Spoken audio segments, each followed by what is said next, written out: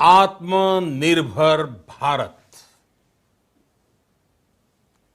हमारे यहां शास्त्रों में कहा गया है, एषः पंथः, यानी यही रास्ता है आत्मनिर्भर भारत। साथियों, एक राष्ट्र के रूप में आज हम एक बहुत अहम मोड़ पर खड़े हैं। इतनी बड़ी आपदा भारत के लिए एक संकेत लेकर आई है, एक संदेश लेकर आई है, एक अवसर लेकर आई है। मैं एक उदाहरण के साथ अपनी बात बताने का प्रयास करता हूं। जब कोरोना संकट शुरू हुआ, तब भारत में एक भी पीपीई किट नहीं बनती थी। N95 मास्क का भारत में नाम मात्र उत्पादन होता था।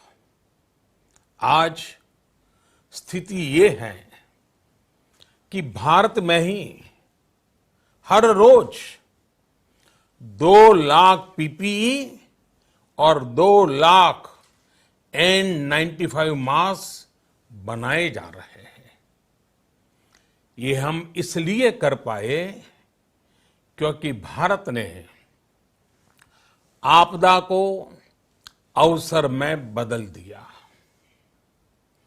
आपदा को अवसर में बदलने की भारत की ये दृष्टि आत्मनिर्भर भारत के हमारे संकल्प के लिए उतनी ही प्रभावी सिद्ध होने वाली है। साथियों,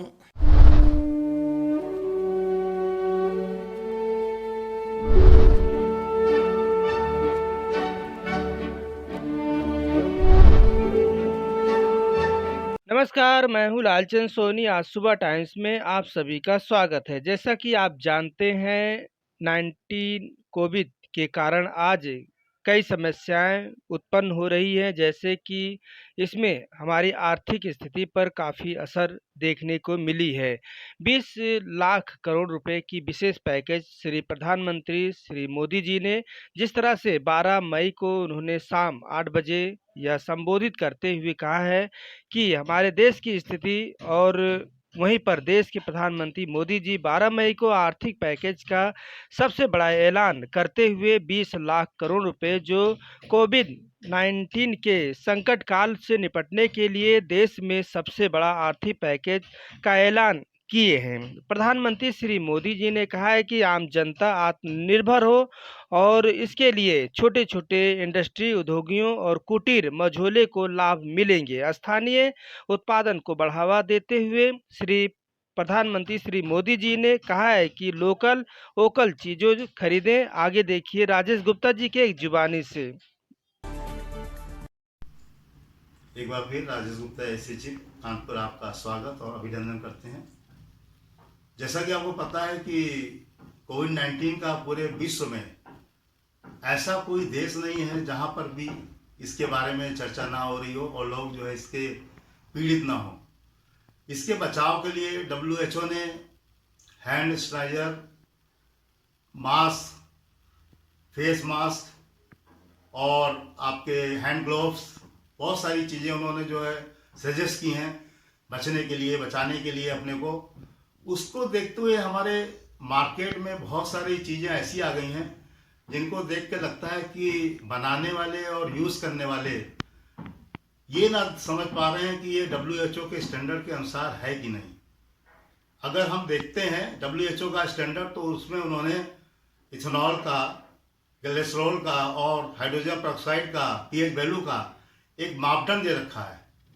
हम बनाने वालों से ये विनती करेंगे कि इस मापदंड को लेकर चलें, जिससे कि अगर कोई भी चीज़ कम और ज़्यादा होगी तो ये हमारे शरीर को नुकसान पहुंचाएगी, कोई रिएक्शन कर सकती है।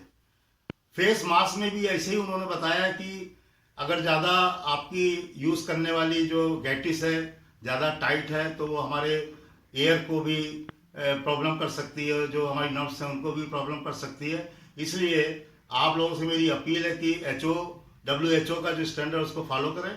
और हमारे भारतवर्ष में आपने सुना होगा कि एक NABL जो एजेंसी है वो इसको कर रही है, और उन्होंने जो है अपने NABL का जो कैलिब्रेशन या टेस्टिंग का जो उनका स्टैंडर्ड है ISO IEC 17025, उसको जो है उन्होंने जो है फॉलो किया है, और काफ़ी टेस्टिंग जैसे मास्क की है, सैनिटाइजर की है, ग्लव्स की है, PPE किट्स की है, वो कर रहे हैं। तो आप सब लोगों से मेरा यही विनती है कि आप जो है टेस्टेड प्रोडक्ट को लें।